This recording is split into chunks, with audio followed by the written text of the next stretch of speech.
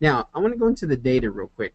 The first year that we did this, if you notice, we had 120 kids who failed math, 12 kids that were in special education, 49 who had to do attendance recovery, DAP, and then back when we had TAKS, we don't have TAKS anymore in Texas. We have what's called the STAR exam or the end of course exam. We had 46 kids who did not pass TAKS.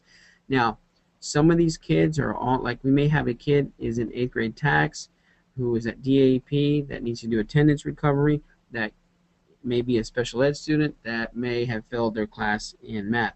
So some of these kids are all in different, they may be in one or two groups, okay? But these are the interventions that we had the first year we did Ascend Math in 2010, 2011. Now, you need to understand something. We didn't start this till January of 2011. We didn't start at the beginning of the school year just because I wanted to give the teachers an opportunity to see to continue with what they were doing, and obviously it wasn't working.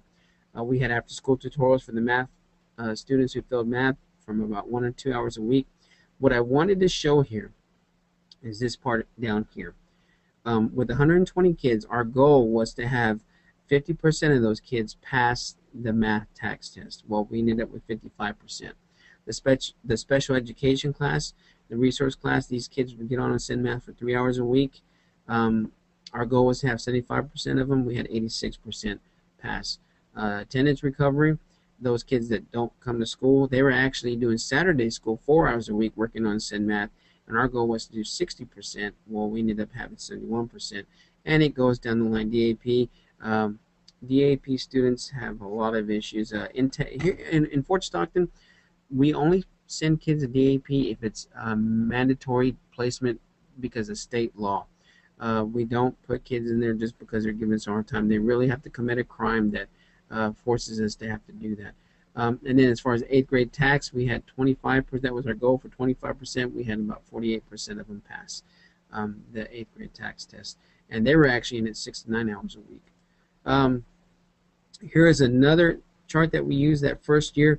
This just shows the post-assessment opposed to the pre-assessment. And we had students testing out at level 3. And you can see here the gains that they had. The other thing that's very important that in Ascend Math, I set the passing standard as 80%, so that when the kids had to take the test, they had to make at least an 80 to go on to the next level. I felt that 70 was just getting lucky, and I know that sounds kind of horrible, but unfortunately, the way the program is designed, it reteaches those students through the instructional components that so that they can be successful at a higher level. If you notice down here, we had a lot of students at level 8, which is 8th grade level, and they tested out at 40% passing, but all of them are going to be over the 80% mark, and that's kind of crazy because I set the bar at 80%, but if you notice, they're over that. There's some even to the 90%. So I think our philosophy was if you set the bar high enough, they'll reach it. It's just a matter of blood, sweat, and some tears, I guess, at that point. Now, this was our second year, okay? The one thing I would like to note that in our second year, we had less kids failing math. We do have a lot of ESL students, and those are the English second language since we're so close to Mexico. We had students that failed math. The math study hall class, this was anybody who I felt needed to do better at passing. Well, actually, these students never passed their TAKS test the year before. And so if they didn't pass their TAKS test, we had 112 kids in the study hall classes throughout the day. So they met and they had to do work at least 3.5 hours a week. They had 0% passing rate. That's why they're in that class. Well, it was all said and done, 70% of those kids passed their class. In the ESL students, they met during the school day in their ESL class. 41% of them passed the year before. 60% actually ended up passing at the end of the year. The students that failed math, we had about 42 kids. We started out with 42 the year before, and so now we had 120 the year before, and then we had 42 that year, and so we had 28% pass the year before, and at the end of the year we had 60%, and it went all the way down as far as the different interventions that we used the second year.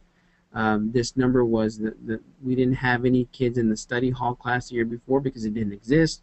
I ended up putting 112 in there, 0% of those kids passed the year before. The next year they made 70% passing in 2012. This is just another report, very similar to that other one, where as you can see, we had students working at level 2 the second year, and they increased up to past 80%. In fact, what a lot of kids were doing is they were even going beyond and getting instruction at level 9 and level 10. That's 9th and 10th grade level of math here in high school, which is basically Algebra 1. And so we did that, and a lot of those kids, I left them on there, said, no, they need to be taught at a higher level. So I just wanted to show you this. Last year, Fort Stockton Middle School met AYP, and we made it based upon an improvement model. We didn't make AYP the year before, and we were acceptable this year as well. But I want to show you some things. In 2010-2011, we had all students, 77% students passing math. Well, last year, in school year ending 2012, we had 86% of the kids passing math. And that was based off the AYP tax bridge study of how we calculated in Texas if you meant AYP or not. If you notice, we had gains in all of the subgroups, especially the special ed subgroup, which is very, very good. Our white students, we had 97% the year before. Last year we had 95%. It went down, but that's understandable. But when you look at the plus 10%, the plus 9%, plus 22%, and Fort Stockton Middle School made AYP, our district made AYP, and a lot of that had to do with these students who were doing well in math, because the middle school had 3 grade levels tested in math that pertained to the district's AYP rating. High school had 1 grade level, the intermediate school had 2 grade levels, and the elementary schools only had 1 grade level. So it's very important for the middle school to do well for AYP standards. Real quick, the STAR release information. This was information released later on.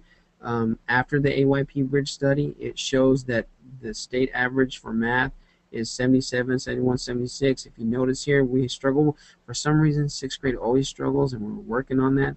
But as you can see, we're above the state average in 8th grade math and 7th grade math. And in fact, I got some news earlier or later last week that the 8th grade test information came back from the middle school principal, and she told me they had 88% of their kids meet the level 2 standard of passing the STAR test in 8th grade.